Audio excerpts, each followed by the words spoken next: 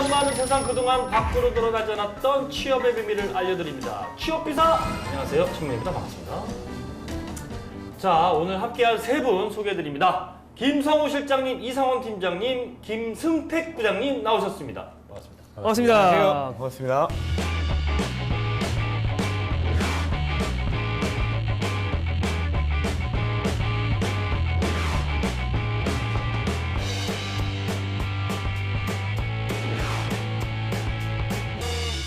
자, 우리 김승택 부장님, 네, 오늘 네. 처음이신데 간단하게 소개 좀 부탁드립니다. 저는 글로벌 IT 기업인 그래프시티라는 회사에서 일하고 있고요. 네. 두 분처럼 인사 담당자는 아닙니다. 인사 담당자가 아닌 김승택 부장님, 오늘 네. 이 자리에 나온 이유가 있죠, 우리? 뭐 직무 포커스겠지 뭐. 네, 어떤 직무에 대해서 좀 말씀해 주시려고 나오신 것 같습니다. 김승택이 그렇게 얘기를 해요. 왜 나왔어요? 제가 어떤 직무를 하는지 한번 맞춰보도록 하겠습니다. 저는 숫자에 예민합니다. 숫자. 아하. 그리고 최근에 유행했던 책이 있었죠. 어떻게 원하는 것을 얻는가. 네네. 이런 것들과 관련된 일을 하고 있습니다. 뭘까요? 마케팅 저번 했었고. 네, 마케팅 했으니까 또 하진 않겠죠. 뭐 숫자 얘기했으니까 재무 특집이겠죠 뭐. 재무. 그럴 수 회계랑 재무랑 다른가요? 다르대요. 다릅니다. 전 잘 모르겠어요. 재무? 예, 재무. 나는 회계. 자, 제가 과연 정답을 맞췄는지 오늘의 주제 공개해 주시죠.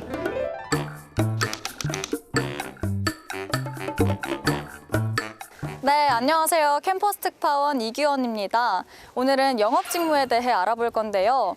특히 영업직은 뭐 야근이 많다, 술자리가 많다, 인센티브가 세다 등등 관련된 카더라가 특히 많은 것 같습니다. 그럼 이 영업 직무에 대해서 다른 학생들은 어떻게 생각하는지 지금부터 인터뷰하러 가볼까요?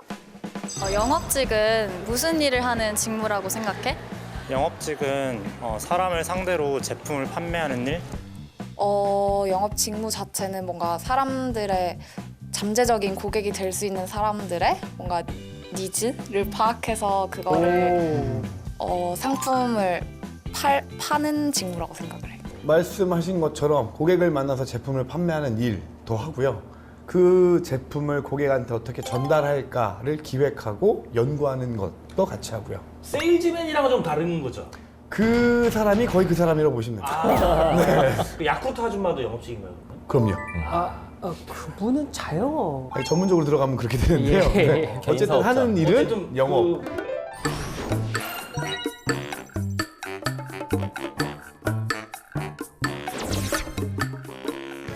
그럼 영업직은 이럴 것 같다 하는 이미지 생각한 거 있어?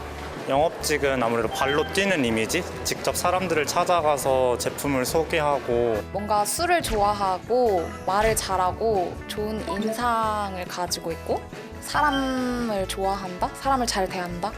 나는 내가 되게 영업에 어울리는 사람이라고 생각해. 왜냐면은 내가 사람을 되게 좋아하고 낯가림이 별로 없는 편이거든. 그리고 되게 말을 잘한다는 말도 많이 듣고 되게 영업직 하면 술을 많이 마셔야 한다는 이미지도 있잖아. 그래서 내가 좀 한술 하거든. 그래서 아무래도 고객을 상대하는 일이다 보니까 고객한테 맞추기 위해서 술자리가 좀 강요될 수도 있고 일단 술을 굉장히 잘 마셔야지 계속 술 좋아한다고 얘기지. 들었고 좀 그러다 보니까 뭔가 퇴근 시간 이런 게 없고 좀 약간 싸바싸바 잘 해야 되는 사바사바. 그런 느낌이 있는 그런 이미지가. 전 이게 표준어인지는 자세히 모르겠는데 사바사바를 많이 해야 된다. 네, 사바사바. 잘해야 된다. 네. 이런 표현, 뭐 매스컴에서 엄청 많이 나오고 방송에서 많이 나오고 이런 것들인데 그거 같아요. 센스.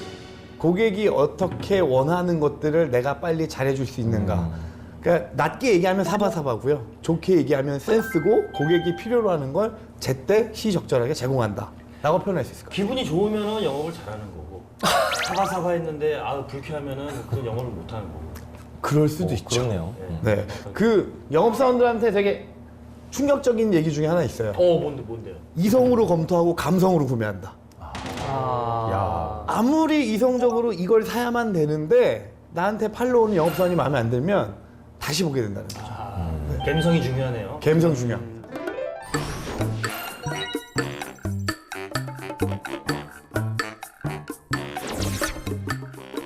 영업직에 대해서 미디어 같은 데서 보이면은 접대를 한다고 해야 하나?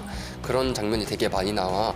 그래서 이제 그 정도까지는 아니더라도 어느 정도로 사람을 만나는 관계니까 이제 음주를 하는 문화가 형성되기 쉬운데 실제로 술을 잘 마시는 사람이 영업직을 하는데 성과를 내기 유리한지도 되게 궁금해.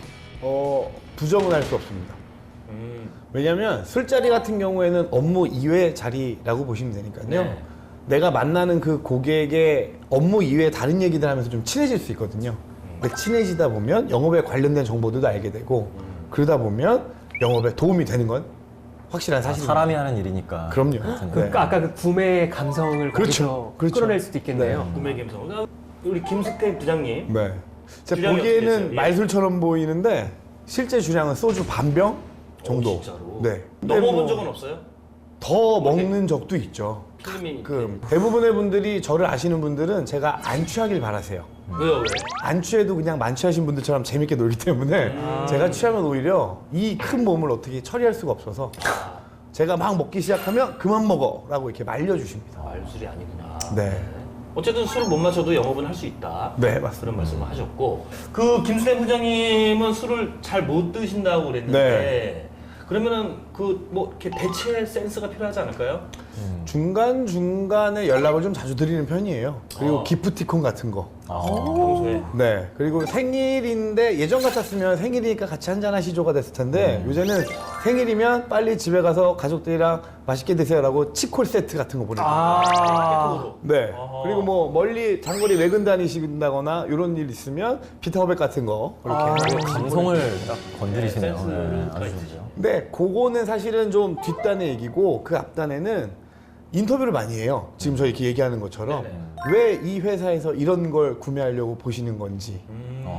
그래서 이걸 샀을 때 회사에도 좋지만 담당자 입장에서 좋아야 되니까 그렇죠. 저희 거 구매하시면 이런 거 어필하시면 승진하시는 데 도움 될 거예요. 이런 이야기들.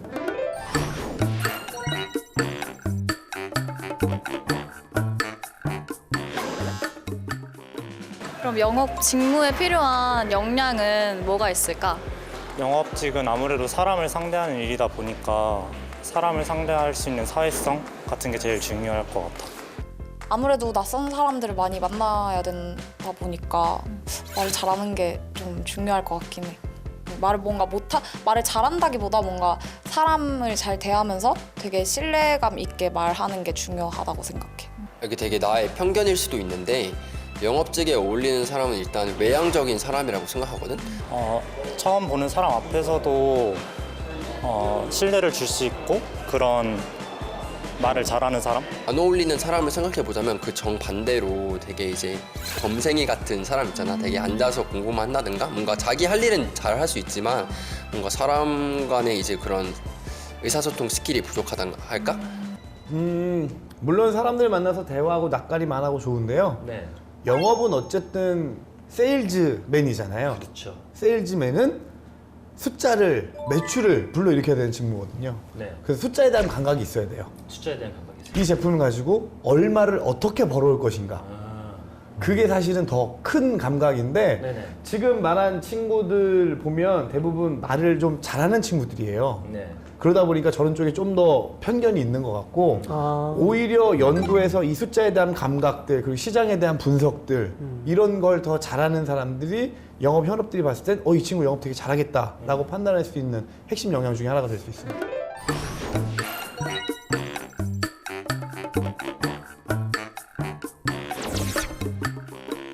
그럼 본인이 생각하는 영업직의 장점과 단점은 뭐가 있을까?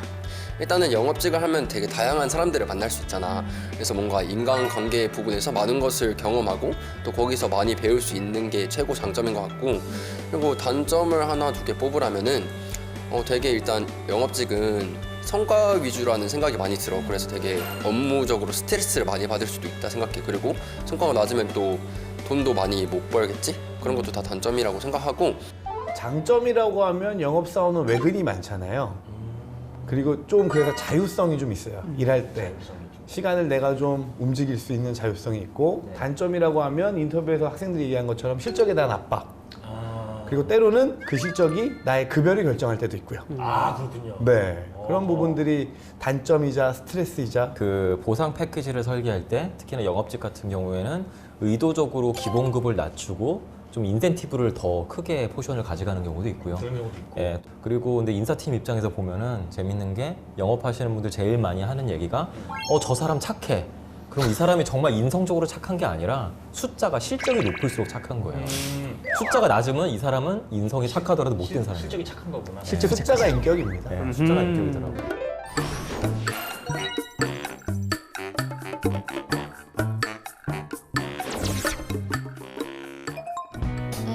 뭔가 영업은 실적에 따라서 많이 인센티브도 다르고 월급도 그렇게 많이 다르고 실적에 따라서 뭐 인사상의 불이익이 있다라던가 되게 진짜로 잘리나 막 이런 것들도 궁금. 영업직 업무 능력의 평가 무조건 100% 성과입니까? 100%는 아니고요. 네. 95% 정도입니다. 거의 다네요. 그게 조금 달라요. 그러니까 국내 기업 같은 경우에는 영업사원의 실적에 그렇게 예민하게까지 반응은 하진 않고 네. 최근에 외국계 기업들이 기본급이랑 이제 성과급을 바꾸면서 그게 좀 더 성과에 많이 영향을 끼치긴 합니다. 성과에 대한 스트레스 어느 정도예요? 안 피던 담배 피시는 분들 엄청 많으시고요. 아하. 안 먹던 술도 드시고요. 대인기피증이 생기신 분들도 있었고요. 네. 스트레스 네. 써.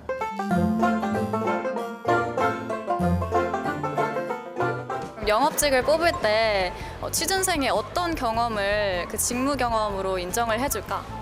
아무래도 대학생이 흔히 할 수 있는 아르바이트로는 카페 알바? 사람들을 상대로 하는 카페 아르바이트나 아니면 의류 매장에서 손님들의 취향을 골라준다거나 맞는 걸 알려준다거나 이게 이제 식당 알바 같은 거, 술집 알바 같은 거 이렇게 사람을 만나는 알바들도 카페 알바, 학원 강사 그런 것들도 되게 많이 쳐줄 것 같고 뭔가를 팔아본 경험? 작은 뭐 플리마켓이라던가 나는 뭐 이런 거를 해서 이렇게 팔아봤어요 하면서 그러면서 사람들을 상대해봤어요 이런 경험들도 많이 쳐줄 것 같아요. 실제로 저한테 영업직에 등한한 분이나 멘토링한 동생들 도와주는 후배들 얘기 들어보면 자소서가 천편일률적으로 학원, 카페 알바했던 얘기만 써놔요. 지원하려는 회사의 제품이나 이런 것들 분석이 안 돼 있고 일단 매출이나 시장 규모나 뭐 이런 것들도 생각 안 하고 그래서 그걸 첫 번째로 생각하라고 얘기하고요. 두 번째는 시장에서 우리 눈에 보이는 소비재들이라고 표현하는 네네. 마켓이나 이런 데서 살 수 있는 것들을 할 때는 매장 진열대 배치, 돌아다니면서 사람들 인터뷰 그리고 그랬을 때 직접 써봤을 때 감성 네. 이런 것들도 다 써서 넣어봐라라고 얘기합니다. 그러면 현직자 입장에서는 이 친구가 진짜 우리 회사 제품에 관심이 있구나, 진짜 이걸 팔아볼 마음이 있는 아이구나 네네. 라는 게 확 느껴지거든요. 배치 중요해요. 배치.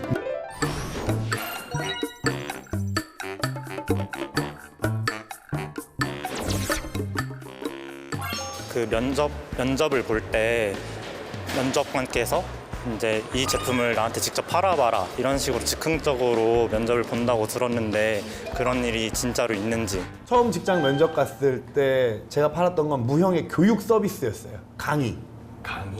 우리 강의를 어떤 고객에 가서 넌 어떻게 팔 거야? 라는 질문이 있었죠. 인터넷 강의? 교육 패키지. 아니요, 실제 리더십, 프레젠테이션 이런 걸 하는 강의. 그런 것도. 예. 네네. 사실 입사 전에 저 질문을 하는 이유는 얼마나 네가 지원하는 회사의 제품에 대해 공부하고 왔냐를 물어보는 거거든요. 그래서 실제로 뭐 팔고 안 팔고의 드라마틱한 결과보다는 얼마나 내가 공부하고 연구했는지를 물어보는 질문이라고 보는 게 맞습니다. 해당 회사의 제품과 서비스에 대한 거에 대해서 얼마나 관심 있냐를 그 알아보는 질문이 될 수도 있겠지만은 또 다른 거는 예를 들어 전혀 상관없는 뭐 이런 테이블을 팔아봐라 네. 이럴 수도 있다면은 이 테이블의 형태나 이런 것에 대한 그 제품과 서비스에 대해서 얼마나 내가 분석적인 시각으로 바라보는가 그리고 내가 상대하는 고객들이 과연 이거를 정말 필요로 할까 또는 이 고객이 정말 필요한 부분은 무엇일까 이런 거에 대해서 얼마나 그 아는 영업적인 센스를 갖고 있냐를 그 알아보는 질문이라고 볼 수 있겠습니다. 그 학생들 인터뷰 보고 우리 세부 말씀도 들으니까 카드라인 정보도 정말 많이 있습니다.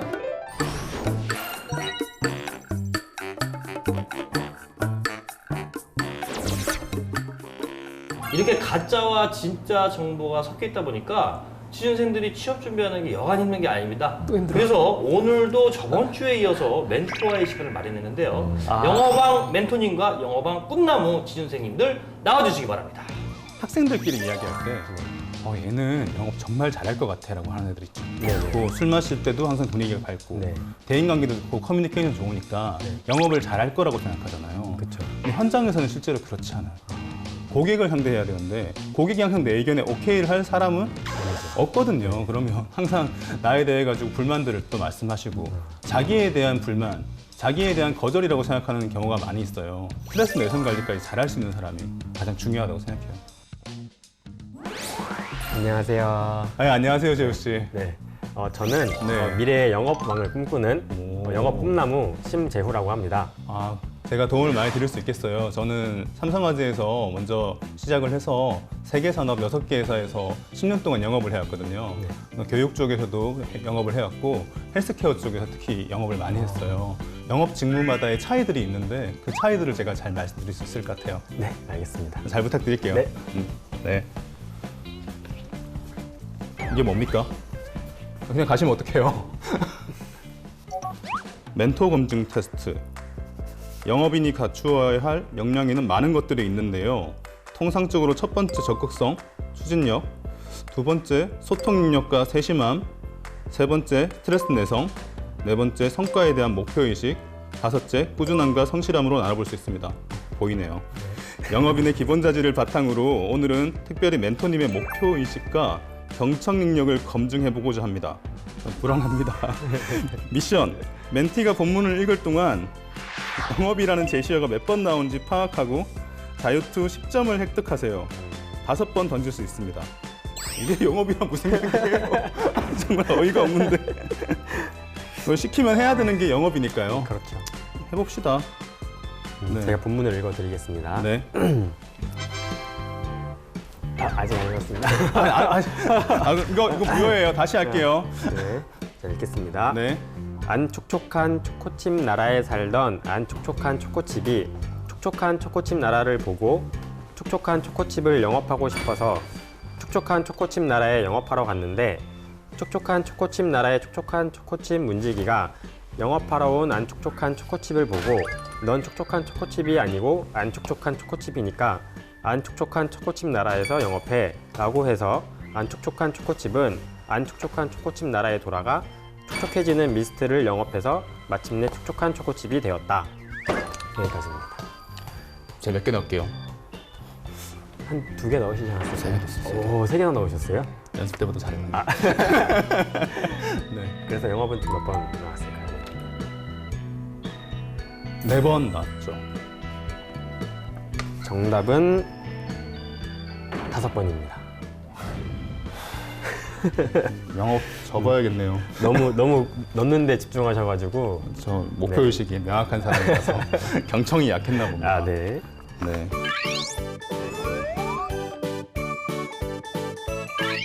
아까 전에 말씀하시기를 네. 영업에 필요한 여러 가지 역량이 있다고 하셨는데 그렇죠. 혹시 그 중에 가장 중요한 역량을 하나 꼽아보면 뭐가 있을까요? 사실은 영업직을 르네상스맨이라고도 하거든요. 뭐든지 다 하니까. 근데 그 중에서도 사실 가장 중요한 거는 목표의식이 기반돼야 돼요. 목표의식 없이 뭘 해가지고 사람이 착하기만 하고 성실하기만 하다고 해서 매출을 못 일으키면 영업직이 아니잖아요. 그러니까 목표의식이 가장 중요하고 그리고 이제 친구들이 가장 착각하기 쉬운 게 대인관계랑 커뮤니케이션 능력만 좋으면 되는 줄 아는데 친구 사이의 인간관계가 아니거든요. 그렇지. 고객들은 항상 나를 거절하고 나를 문전박대하기도 하니까 그때 스트레스에 대한 내성이 없이는 아무것도 할 수 없어요. 그러니까 다시 한번 요약하면 목표의식을 기반으로 해서 다른 것들은 다 가지고 계셔야 됩니다. 운전박대 당해본 경험 있으십니까? 많죠. 그냥 가서 문 두들기고 저 이런 거 하는데 누구 만나러 왔어요 하면 됐어요 가세요 안 사요. 방판. 네, 방판 이런 것도 있었고요. 고객이랑 연락처를 주고받고 제안서도 갔었어요. 근데 고객이 뜸을 들이는 거예요. 찾아갔죠. 그럼 5분 정도 시간 될 것 같아요. 기다리세요 라고 얘기하고 3시간 반을 기다린 적도 있었어요. 그렇군요. 그거를 딛고 일어서려면 어떻게 해야 될까요? 딛고 일어서기 위해서 뭘 하진 않는 것 같아요. 그냥 딛고 일어서게 되는 것 같아요. 네. 그럼 낯을 많이 가리는 사람이 영업 일을 하게 되면은 성격이 바뀌는 경우도 있을까요? 제 정답은 O입니다. 저를 보고 영업한다 그러면 되게 놀래요. 애가 되게 좀 딱딱하고 계산적이었던 네. 이렇게 좀 어두웠던 친구가 영업을 한다 그러니까요. 대신에 제가 그렇다고 아주 살가운 영업을 하는 스타일은 아닙니다. 네. 대신에 고객의 니즈를 파악하기 위해서 되게 고민을 많이 하거든요. 근데 이때 내가 얼굴을 어둡게 하고 가면 아무도 도와주려고 하지 않을 거 아니에요. 네. 그러니까 조금씩 얼굴도 웃는 낯으로 변하고, 사실 정확하게 말하면 성격은 변하진 않겠지만 내가 행동하는 습관들은 다 바뀔 수밖에 없어요. 그래야 살아남으니까요. 그 영업의 크게 분류가 네. B2B, B2C, 국내 영업, 해외 영업 이렇게 4가지가 크게 있다고 알고 있는데 네네. 취준생인 저로서는 그 중에서 미리 하나를 선택을 해서 이제 집중을 하는 게 더 나을까요? 제가 OX의 정답을 말하자면 O인데요. 이유를 말씀드리면 국내 영업하고 해외 영업의 가장 큰 차이는 사실 고객의 차이예요. 영어를 당연히 잘해야 되는 건 당연히 맞는 말인데요. 저희들이 B2C 영업을 하게 되는 일은 거의 없어요. 지원하는 기업들에서 거의 대리점 아니면 법인, 최종 소비자까지 가기 위해 단계를 되게 많이 거쳐야 되는 영업을 하기 때문에 우리가 생각하는 실질적인 설득력이나 이런 것보다는 오히려 관리의 역량이 더 중요한 것이 해외 영업이라면, 국내 영업은 대리점 영업도 하는데요. 특히 요즘에 영업 지원한다 그러면 보통 영업 관리 지원 직무도 많거든요. 영업 관리 지원 직무는 보통 보면 실제로 영업을 하시는 판매 직원들을 관리하는 경우도 많아요. 그러니까 이때는 또 커뮤니케이션 능력이 아주 중요해지죠. 그러니까 각각 직무마다 중요한 역량이 다 달라지기 때문에 내가 어떤 역량이 강하고 그중에서 어떤 영업을 잘할 수 있을지는 먼저 결정해 두는 게 사실 제일 좋습니다. 그러면 B2C는 실적만큼 번다는 이야기가 있는데 사실인가요? X입니다. 생각해보면 보험 영업이나 자동차 영업이라고 말씀드렸던 그 B2C 영업은 실적대로 벌어 가는 게 맞아요. 근데 우리가 지원하는 B2C 영업은 그러면 최종 매출의 타겟 대비해서 몇 프로, 아니 타겟 대비해서 얼마를 더 팔았으면 인센티브가 나오는 거지, 내가 더 했다고 해서 인센티브가 나오지 않아요. 삼성화재에서는 손해사정이라는 걸 해서 그때는 이제 기업의 실적에 맞춰가지고 인센티브를 받았거든요. 1,000만 원을 넘게 받았어요. 연봉도 사실 조건이 되게 좋았고요. 이후로는 제가 이제 교육 쪽에서 영업을 했었는데 여기는 기본급이 있는 개념이 아니라서요. 열심히 일한 만큼 돈을 좀 받게 되는 구조라서 마지막으로 갔던 헬스케어 쪽 제약 영업 쪽은 연봉도 높고요. 일비도 있고요. 인센티브도 있어서 그러니까 돈이 생각되신다면 금융이나 제약 쪽을 한번 고민해 보시기 바랍니다. 알겠습니다. 고민해 보겠습니다. 네네. 그러면 영업을 하게 되면은 한 가지 분야로 계속 이제 이어가는 게 더 유리할까요? 그냥 저는 제 기준이니까요. 제 기준은 X입니다. 그러니까 저는 아까 말씀드렸던 건 세계 산업을 거쳤다고 그랬잖아요. 첫 번째 제가 영업을 배울 때 우리 영업 상무님께서 하신 말씀이 있어요. 나한테 영업을 배우고 나면 너 굶어 죽지는 않을 거라고. 근데 그때 말씀하셨던 내용들을 다시 한번 생각해 보면 이런 겁니다. 영업 프로세스는 사실 별반 다르지 않아요. 대신에 그 산업에 대한 지식이나 상품에 대한 지식만 달라질 뿐이죠. 근데 영업 프로세스를 잘 익혀서 이 프로세스를 내가 앞에 있는 경력직 이직을 할 때 설득할 수 있다면 나는 그걸 가지고 또 다른 산업도 할 수 있어요. 그러면 다양한 아르바이트를 경험한 것보다 대기업에서 인턴을 한 경험이 더 좋을까요? 저는 O라고 생각합니다. 특히 영업 직군에 지원하는 친구들이 뭐 파리바게뜨나 아니면 뭐 이제 의류 매장에서 이제 영업했다고 말을 하기가 쉽거든요. 근데 제가 생각했을 때 그건 영업이 아니에요. 단순 판매거든요. 근데 그거를 이제 영업이라고 말을 하기 위해서는 매출 분석이나 아니면 이제 고객에 대한 니즈를 파악하기 위한 다른 기술들이 들어가줘야 되는데 단순히 판매를 잘했다고 해서 자기는 영업을 잘할 수 있다고 말하는 거는 말이 되지 않습니다. 그러니까 인턴을 하든 아르바이트를 하든 어떤 경험을 하든 사실은 다 좋아요. 다만 한 가지 생각해야 될 거는 뭐냐면 이 인턴을 했고 이 아르바이트를 했기 때문에 어떻게 영업에 녹여낼 수 있는가를 생각해 줘야 되는데 단순히 했다는 것만으로는 사실 크게 의미가 없습니다. 그럼 이제 영업 업무를 하게 되면 미래에 이제 임원이 될 확률이 높을까요? O입니다. 이거 생각해 보면 되게 당연할 수 있어요. 상품을 가진 현장에서 고객의 소리를 들어가면서 만났던 사람들은 영업 직원들이에요. 그리고 대기업에서의 이제 임원 커리어 패스를 보면 보통 순환 보직을 하게 돼 있어요. 근데 그 중에서 임원이 된 사람 중에서 영업을 현장에서 아니더라도 세일즈 매니저를 거치지 않고 임원이 된 사람들은 거의 없거든요. 그러니까 영업 현장이 그만큼 중요하다는 뜻이에요. 영업을 하는 사람들은 그래서 보면 재무 회계를 따로 공부한다든가 다른 활동들을 계속하면서 본인의 실력들을 올리는 자기 개발 활동들을 열심히 하고 있어요.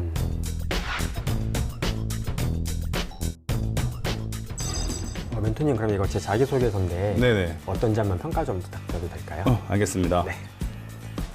와, 재욱 씨 열심히 살았네요. 감사합니다. 네.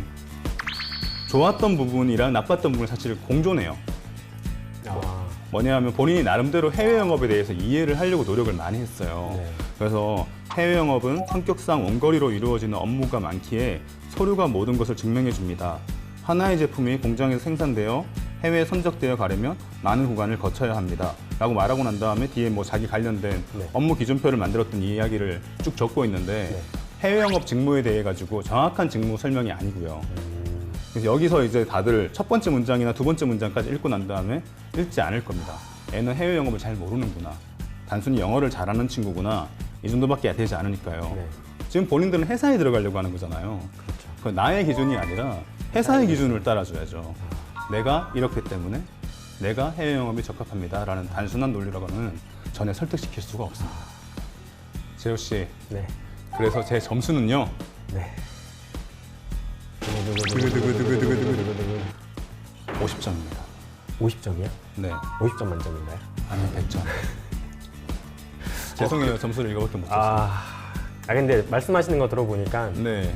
납득가는 부분이 대부분이어서 네. 수긍하겠습니다.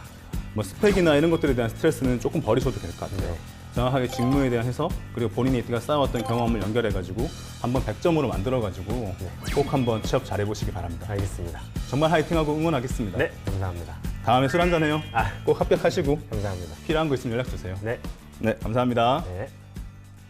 자, 오늘 영업직에 대해서 얘기를 나눠봤습니다. 우리 김승태 부장님을 모시고 얘기를 나눠봤는데 미래 우리 영어방을 꿈꾸시는 우리 취준생들을 위해서 이렇게 굵고 짧게 한마디 해주시길 바라겠습니다.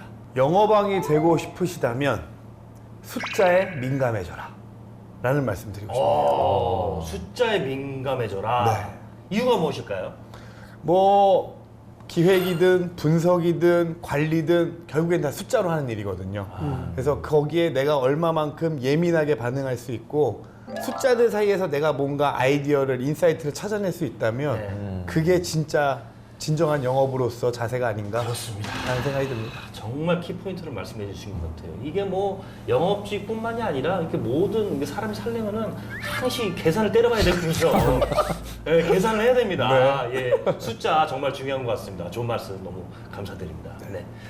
자, 오늘 직무 탐구 2편 영업편으로 이야기를 나눠봤습니다. 궁금하다 싶은 직무가 있거나 관련 직무 멘토님을 만나고 싶은 취준생이 있다면은 저희 취업비사로 연락을 꼭 주시기 바라겠습니다. 언제든지 연결시켜 드리도록 하겠습니다. 저희는 다음 주에도 취준생을 위한 방송으로 찾아오겠습니다. 다음 주에 만나도록 할게요. 여러분들 안녕.